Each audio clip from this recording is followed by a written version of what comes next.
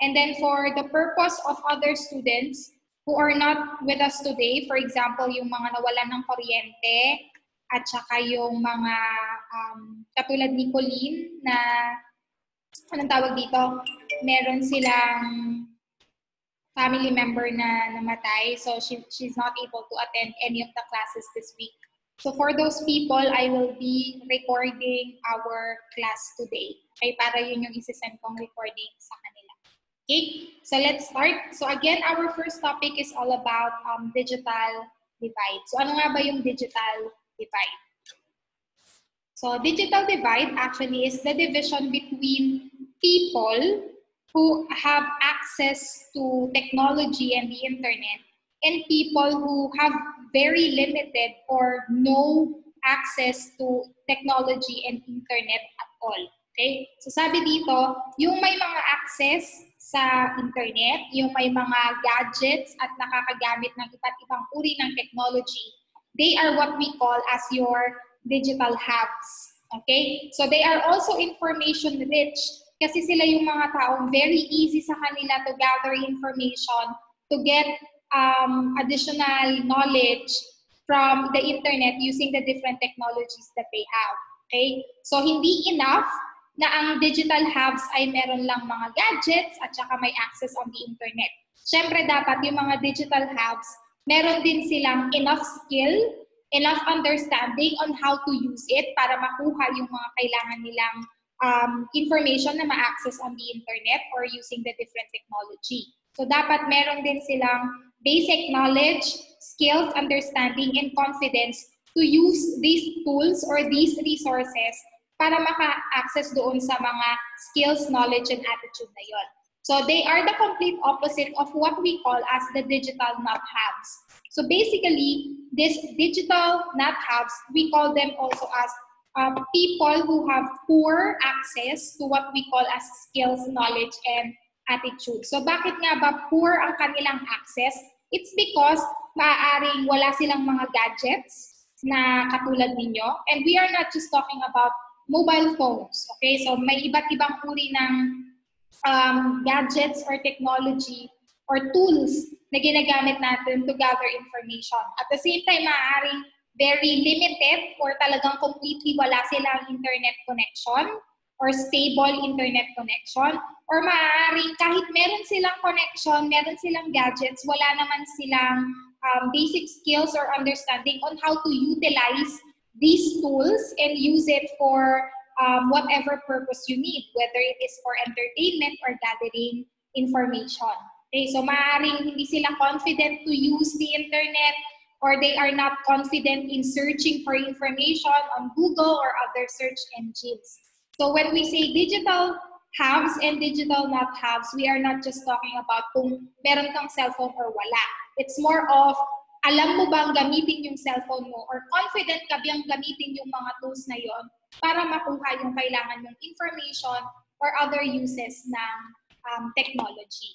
Okay? So when we talk about digital gap or digital divide, what we are talking about is the gap.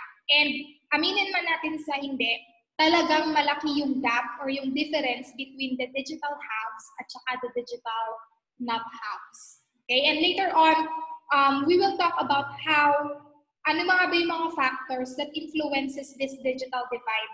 Ano nga ba yung mga factors that creates this gap between the digital haves and the digital not haves? Kasi hindi lang siya economic status, hindi lang siya pera ang pinag-uusapan when it comes to digital divide. Okay? So sabi dito, nation generation, okay, yan yung mga iba't ibang reasons kung bakit nagkakaroon ng, ang tawag dito, digital divide. So for example, balik tayo doon, when it comes to nations, syempre, hindi lahat talaga ng bansa equal yung kanilang access to the internet. For example, ng mga nakaraang buwan, kung naririnig ninyo sa balita, naging issue yung bandwidth or yung internet speed ng Pilipinas.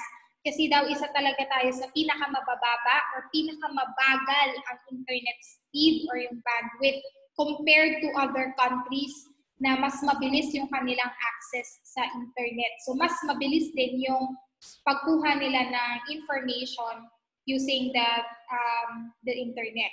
Okay? Of course, generations, kasama yan. Kung mapapansin ninyo, yung mga lolo at lola ninyo, hindi sila ganun ka-tech savvy or hindi sila ganun ka-confident or ka-comfortable sa paggamit ng mga iba't ibang uri ng technology. Hindi katulad ng generation nyo, tsaka yung mga generation ngayon, na kahit na 5 years old pa lang, marunong nang magpunta sa YouTube, marunong nang mag-search ng different channels ng mga gusto nilang panoorin. Kasi we have to accept na talagang generation plays a factor in this digital divide or in this gap. Yung mga panahon ng lolo natin, hindi talaga sila comfortable doon kasi nung panahon nila, very limited or completely wala pa talagang computer. Pero yung mga generation ngayon, generation nyo, ipinanganak sila or lumalaki na talaga sila doon sa mundo na meron ng computer, na normal na merong cellphones, normal na merong Facebook, may mga video calling. So dahil yun na yung kinalakihan natin, mas comfortable na tayo or kayo sa paggamit ng mga iba't ibang technology. Gender, later on we will discuss this. Hindi nyo man pansin, pero actually may mga statistics that shows na mas maraming lalaki ang may access on the internet or may access to different technology compared to women. Siguro pag nag-double check kayo dun sa mga IT courses or ICT-related na courses or ICT-related na profession, kung mapapansin niyo halos lahat ng mga nagtatrabaho na ICT at nag-aaral ng ICT, mostly lalaki. Hindi pa rin, kumbaga, equal yung ratio ng male and female. And later on, I will show you an actual statistics that shows na mas marami pa rin talaga ang lalaking nakakapag-access ng information compared to women. Okay, so gender still plays an important role in digital divide. Of course, ethnic groups. Hindi lahat ng tao may access sa internet or meron silang mga technology. For example, may mga ethnic groups tayo, may Ifugao, may Aita. Yung percentage ng mga tao who belong in these ethnic groups na talagang masasabi ninyong very comfortable or tech-savvy, very limited pa. Baka pag dito sa Zambales, meron tayong mga Aita relocation or Aita sites. Pag nagpunta kayo doon, siguro bilang pa yung mga taong may cellphone at kapag dinouble check ninyo yung cellphone nila, hindi pa yung mga katulad nung sa inyo na touchscreen. Yung iba dun sa mga yon, ang gamit pa is yung mga keypad na phones. So may mga ethnic groups talaga na limited pa yung access nila or limited pa yung paggamit nila kasi hindi pa nila nakikita yung need para gamitin tong mga to. Kung babalikan ninyo yung documentary nung mga binukot, diba? Kung mapapansin nyo, wala pa talagang gumagamit ng cellphone sa kanila. Ang entertainment, source of entertainment pa nila is talagang yung binukot pa or yung mga sarili nila na nasa gitna ng campfire, tapos nagkikwentuhan, di ba? So, hindi pa katulad sa atin na ang source of entertainment na natin ay Netflix, Disney Plus, o kaya mga manunood ng movies on YouTube, 1, 2, 3 movies. So, yung mga ganong pagkakaiba is also an example of what we call as digital divide. And then, of course, education. Sabi ko nga sa inyo, when we say digital hubs, it means you not just only have the technology, but you have the skill and you have the confidence to use this technology for whatever purpose you want. And education plays an important role in this. So, syempre, kailangan ituro muna kung paano yung paggamit ng mga iba't ibang uri ng technology, para saan ba yung ganito, para saan ba yung ganyan. At hindi lahat ng tao ay may equal access when it comes to education. So may mga schools na as much as they want to, they don't have the computers. So very limited yung kanilang lessons or yung kanilang usage of or ICT integration doon sa kanilang mga classes. So dahil doon, limited din yung mga kayang gawin ng mga bata. You are lucky enough if education-wise, naturuan kayo kung paano gumamit ng mga iba't ibang uri ng applications or naturuan kayo kung paano i-maximize lahat ng resources na available sa technology para gamitin ninyo for your education and for other purposes. For example, kung naturuan kayong gumamit ng technology for presenting, not limited to PowerPoint kasi there are different ways of presenting now. Yung common na ginagamit ko, yung Jamboard, may mga Canva, meron kayong, di ba, yung iba marunong mag-edit, yung iba hindi. And one of the reason for that is education. Maaaring may teacher sila na nagturo sa kanila kung paano mag-Photoshop. Maaaring may teacher sila na nagturo sa kanila kung paano mag-video editing. So, education plays an important role in what we call as digital divide. Yung mga last June, kung natatandaan nyo, merong school activity sa paggawa ng DJ art. So, even kaming teachers, nagulat kami, merong mga grade 11 students na ang gaganda ng kanilang output. At nung tinanong namin sila, talagang meron silang isang teacher na nagturo sa kanila kung paano gumamit ng isang application or Photoshop. So, naia-apply nila yun sa paggamit ng artwork. So, yun yung isang example. Pero hindi lahat, hindi talaga lahat. Swerte ka kung ikaw ay na-expose doon sa kind of environment, educational environment, where ICT is talagang integrated into the lessons at talagang nai-integrate siya doon sa different activities.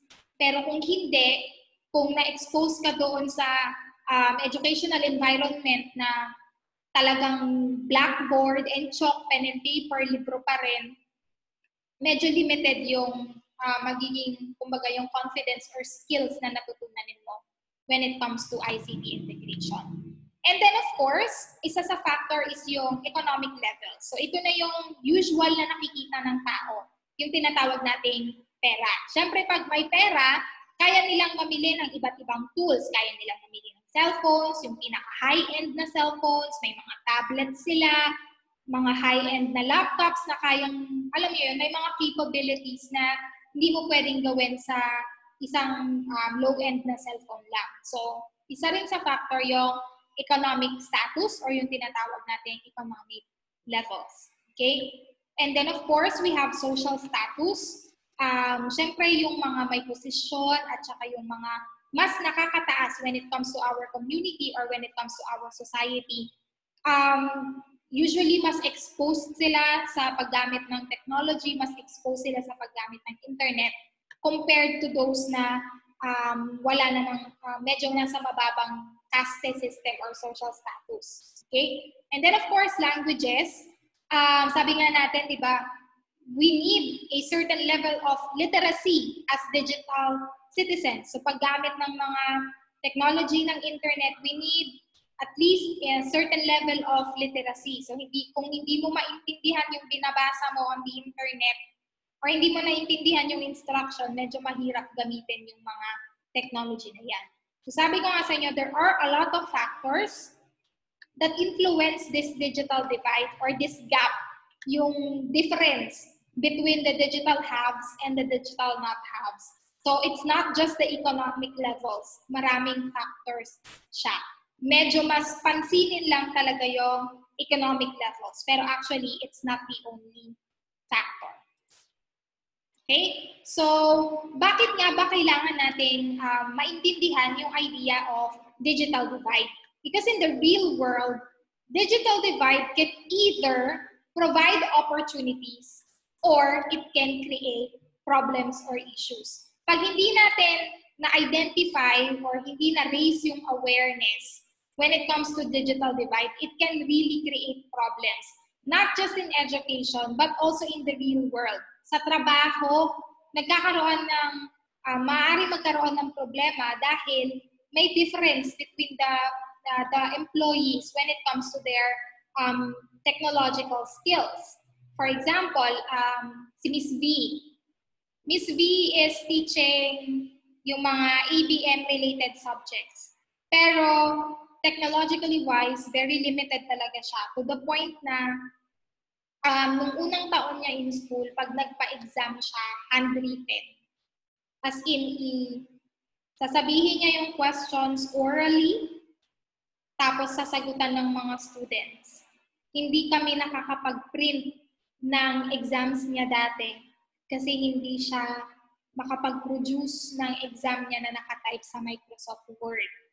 Okay, so nung unang taon na niya na nagturo sa school, talagang ang kanyang exam ay oral. It's either on the spot, tatawagin ka niya, may bibigay siyang tanong sa'yo, tapos sasagutin mo yon. Or, sasabihin niya yung tanong orally, tapos sasagutan niya sa yellow paper yon. Can you imagine? So, kayo, ng grade 11 kayo, I'm sure, very confident ako na ang exam na ninyo kay Miss B ay naka-print na. Tama ba ako, Dayan? Yung mga exam niyo kay Miss B ng grade 11, naka-print na? Opo, sir. Yung iba.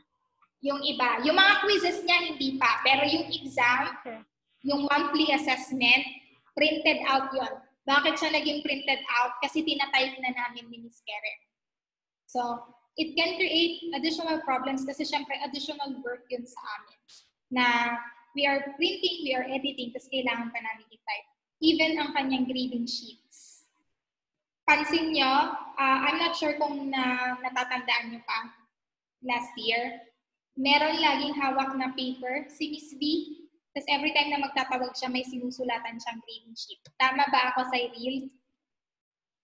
Yes. Yes, coach. Oo. Kasi handwritten talaga ang kanyang grading sheets. Isasubmit niya yon sa amin ng nakasulat. At kami ang magta-type noon sa Excel para ma-print. Okay? So that is just one example. Kasi nung nagtatrabaho siya sa SBMA, talagang pen and paper siya. Accountant siya sa SBMA. So hindi talaga, hindi niya nakita or hindi siya na-expose doon sa environment na kailangan niyang gumamit ng computer. So nakatandaan niya na talagang pen and paper. So pag binigyan mo siya ng pen and paper, she's very efficient with her work. Pero pagka sinabi mo na kailangan na niya ng computer, nakita namin siya mag-type as in mabagal. Hihintayin mo ng mahigit 1 oras para makapag-type siya. So, hindi na siya efficient doon or hindi na siya super effective. Hindi na siya ganun kabilis in accomplishing the task.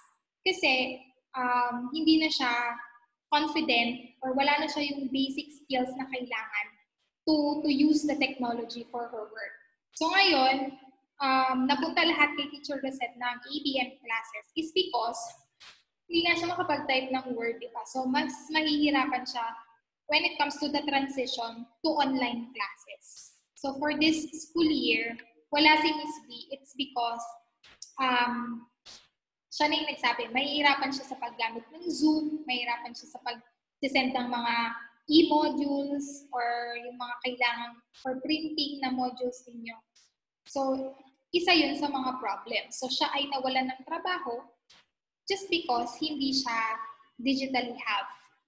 So, sabi ko nga sa inyo, di ba, hindi lang economic status ang pinag-uusapan natin. Kasi, kung pera at pera lang din, kayang bumili ng laptop ni Miss B. Kaya niyang magpakabit ng internet sa kanyang bahay para meron siyang stable Wi-Fi connection. So, we are not talking about economic status. What we are talking about is the confidence and the skills para gamitin yung mga technology na yun. So, kahit anong bili niya ng laptop, hindi siya confident na gamitin yun. So, considered pa rin siya as digital not have. Okay? Pero hindi naman lahat ng tao na kasing edad ni Miss B, masasabi ninyong digital not have. So, hindi lang din generation. Kasi meron tayong mga kilala na even though they are older sa edad, kaya pa rin nilang makipagsabayan. For example, si Ma'am Magrata, si Dr. Magrata, the school psychologist, may edad na rin si Ma'am Magrata. And yet, may laptop si Ma'am Magrata.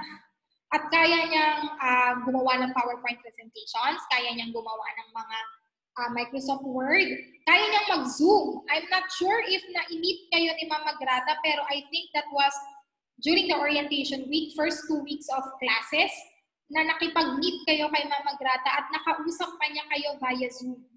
Okay, so at least nakapagsabayan siya. So ngayon, si Ma'am Magrata, alam mo yon, hindi siya nawala ng trabaho. Continuous yung kanyang work kasi kaya niyang mag-adapt doon sa kailangan ng situation. So, kahit na may edad na si Ma'am Magrata, we consider her as digital have.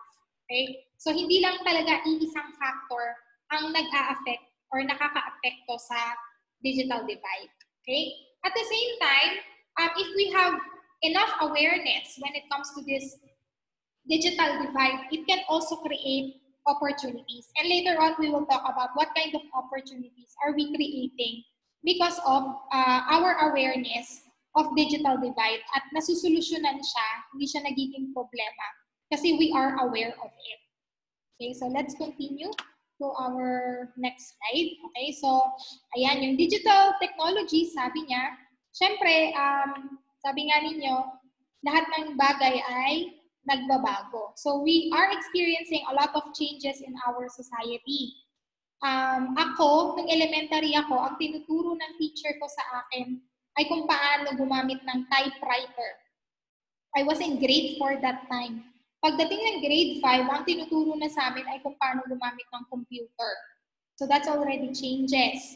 So transition from typewriter to computer. Pagdating ko ng high school, meron ng internet. Pero yung internet nun is very limited. Kaya nung panahon yon, lahat ng tao nagpupunta sa computer shop. Kasi computer shops ang merong access for Wi-Fi or for internet. Tapos pagdating ko ng college, nagsimula na yung mga touchscreen na cellphone. Lumabas na yung iPhone 2G, nagkaroon na ng iPhone 3G. Hanggang sa nung graduate ako, uso na yung mga touchscreen na cellphones, may Facebook na, may Twitter na. So, mas dumadami na yung taong may Wi-Fi. When I started working, halos lahat na ng bahay may internet connection. Kung wala mang internet connection, nagmo-mobile data na. So, ang cellphone nagagamit na rin to produce internet. Pwede mo na rin siyang gawing hotspot hanggang ngayon. So, every year, every time, we are experiencing changes in our society. At itong changes na to, it affects not just education, but also practices. So, even yung mga trabaho, mas nagiging nag-a-adapt na sila into technology. So dati ang library, nakasulat, handwritten yung mga libro. Ngayon, ang library, meron na rin silang e-library na tinatawag. Ibig sabihin, yung list ng libro, meron na silang digital copy. At the same time, meron na yung mga libro mismo may digital copy na. Hindi lang yung list, yung actual na books mismo, may digital copy na. So, isa yan sa mga usual na tanong sa akin ng mga estudyante ko na nasa college na ngayon. Sir, meron ka bang librong ganito? So, nagsusearch kami online kung merong PDF or yung e-book file ng mga libro para hindi na sila mamili. So, kung available yan online, at least na-access na nila online. So, usually yan sa STEM, yung mga hinihingi sa akin, community health nursing, anatomy and physiology, ang mga subjects na yan, available yan. So, hindi lang education ang nagbabago, even yung mga trabaho. Dati, pag nurse ka, dapat maayos ang sulat mo. Kasi nagsusulat ka ng patient chart, nag-a-update ka ng patient chart. So, isusulat mo anong oras mo siya pinainom ng gamot, ano yung gamot na ginawa mo, nagkaroon ba siya ng mataas na lagnat or mataas na temperature ng ganitong oras. Lahat yan sinusulat mo, ina-update mo sa patient chart. Ngayon, lalo na sa mga yung mga very advanced na mga hospitals at saka yung mga well-developed na countries, ang patient chart ko sa kanila ay hindi na handwritten. Sinusulat na sa computer. Updated na siya. So lahat ng nursing stations, merong mga computers. Pagtapos mong mag-check sa pasyente mo, itatype mo doon yung iyong observation. Okay, so nag-change din yung practices nila. From handwritten, hindi na sila nagsusulat ng patient chart ngayon. Ina-update na lang nila sa computer. Okay, so these changes in our society is influenced by the evolution when it comes to digital technologies. So itong digital technologies na to, it changes the society and it changes our policies and our practices. So like I said, merong dalawang pwedeng mangyari dyan. It's either this digital technology will create these problems or issues that we call as digital divide, or it can create what we call as digital opportunities. So dalawa lang yan. It's either we use it for something good or we use it for something that is negative. So sabi ko nga sa inyo, media is a double-edged sword. It depends kung sino ang gumagamit. If you're going to use it for something good, then okay siya. Pero if you can also use it for something that can negatively affect you and the community and the people around you. Okay? So bakit nga ba siya important issue? Kasi nga, it can create problems in our society. Specifically in the form of what we call as exclusion. Remember, we are talking about digital divide. Ibig sabihin, may mga taong napag-iiwanan. Hindi na nila kayang makipagsabayan kasi hindi na nila, wala na silang access or wala na silang confidence or wala na silang basic knowledge and skills to use this technology. So, na-exclude natin sila na pag-iiwanan na sila ng society because of this digital world. So, isa sa example natin si Miss V, unemployment.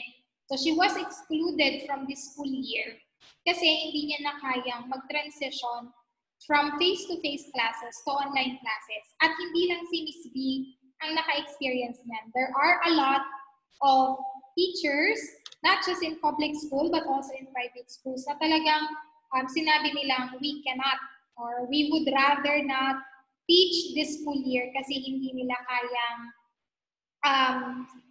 ibigay yung demands ng online learning or ng modular learning. Okay, so it can cause unemployment.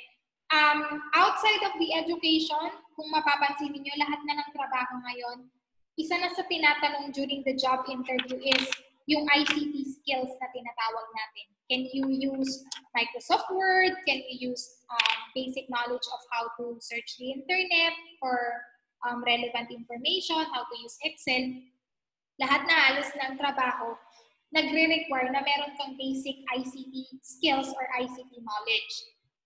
So kung ikaw ay isang tao na very little or wala talagang skills and knowledge in using the different technology available, chances are you will not get or you will not be employed. Hindi mo makukuha yung trabaho yun. Kasi isa na siya sa mga requirements. So it can cause unemployment. Of course, kung karugtong ng unemployment, syempre, maaaring merong mga tao na hindi sila nakakakuha ng enough opportunities because they don't have the skills. So, maaaring yung trabaho na napapasukan nila is yung mga menial jobs, for example, carpentry or yung sa mga construction kasi yun yung mga jobs na hindi nagre-require ng ICT integration or ICT skills. So, nalilimit yung opportunities nila, nalilimit yung chances nila to, alam mo yun, na mapalago or mapaahon yung sarili nila sa kahirapan because limited lang din yung pwede nilang pasukan na trabaho. Okay? At the same time, lalo ngayon, isa ito sa mga issue na the quality at saka yung dami ng natututunan ngayon, it depends on how technologically advanced you are. So yan yung issue na wala kaming cellphone, paano kami mag-online class? So no choice sila, kailangan nilang mag-modular. And we have to accept na ang modular learning talaga ay napakahirap. Kasi you have to learn and you have to assess yourself all on your own. At hindi lahat ay merong right attitude at saka right discipline for a modular learning. So kung hindi mo kayang disiplinahin yung sarili mo, chances are, hindi mo rin babasahin yung module at hindi mo rin siya sasagutan. Or kung sasagutan mo man siya, yung sagot na mema lang or yung nangyayari ngayon na yung mga magulang ang nagsasagot ng modules ng mga elementary. Swerte ka na kung ikaw ay merong magulang na kayang magsagot ng module mo or module ng high school. Kasi yung mga magulang na nakikita nyo on the internet, ang nasasagutan ng mga yan, yung mga module ng preschool, grade 1, grade 2, grade 3. Kasi aminin man natin sa hindi, alam natin yung mga topics na yun. Siyempre, ABCD, barirala, synonyms, antonyms, addition, subtraction, multiplication, kaya natin yan. Pero, kayo, mga magulang ninyo, sa physics, kaya nyo bang pasagutan yung mga modules ninyo? Siyempre, hindi. Diba? So, talagang, it is a problem, but in science kasi, di ba, we say that we always adapt. So if this is the situation, we make the most out of it. So kung ano yung available at kung saan tayo pwedeng mag-improve kahit papaano. So that's the option that we choose. And then of course, we also create what we call as minorities. So later on, we will give very specific examples about that. So sabi ko nga, digital divide can cause serious problems in our community. Not just in education, but also doon sa mga trabaho, professional jobs, at saka sa iba't ibang application.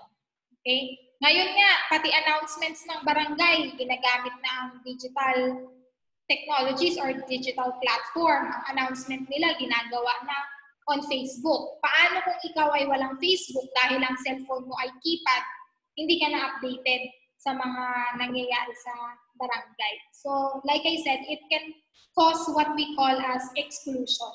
May mga tao na talagang napag-iiwanan na because of this digital divide. So, this is just an example. This is a world map. And kung mapapansin ninyo, ito yung mga dark brown. Ito yung mga countries that have really, really good access to what we call as technology. So sila yung may matataas na bandwidth, sila yung may mga mabibilis na internet connection, at ito yung mga bansa na halos lahat or lahat talaga merong kakayanan to purchase gadgets para very adapted sila when it comes to this digital world. So ito, Europe, North America, Australia, ito yung mga Japan, Korea, yung mga yan. Sila yung mga talagang very advanced digitally. Okay?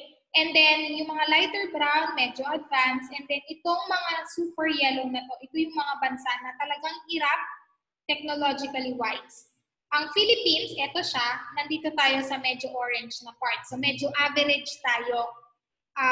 Average ng tao, may technology or may gadgets, marunong gumamit, tapos average din yung ating internet connection. Okay, so may mga bansa talaga na hirap. For example, here in Africa, other parts of South America na medyo mababa pa ang kanilang digital literacy. Okay, so meron at merong digital divide. Internet connection lang, yung speed lang, napakalaki ng difference ng speed natin sa speed ng ibang bansa. So mapapansin nyo yan dito sa color na to. So, hindi nga tayo equally even in the digital world. Okay? Even in the statistics, kung mapapansin nyo, yung mga well-developed, yung mga first world countries, ito sila sa kulay blue. Ibig sabihin, kung tayo ay madalas nang gumamit ng internet, madalas nang gumamit ng technology, mas mataas pa pala yung usage nila, yung internet usage nila to the point na everyday life nila, ginagamit na nila yung internet. Sa kanila yung mga bansang makikita mo na wala ka ng itlog, wala ka ng asukal, pwede kang umorder on the internet, i-deliver sa inyo. At yung kanilang pag-order ng groceries, ginagawa na nila dun sa kanilang mga ref. Yung ref nila is already connected doon sa internet. Tapos, i-enter na lang kung ano yung wala. I-order yon sa, for example, Amazon Prime or sa isang malaking grocery store doon that offers online groceries. Tapos, i-deliver na yun sa bahay nila. Yung bayad nun, ikakaltas na lang sa bangko nila online. So, ganun na sila ka-integrated yung paggamit ng technology even with their everyday lives. Not just sa trabaho, not just sa education, pero even yung simple task of buying your groceries.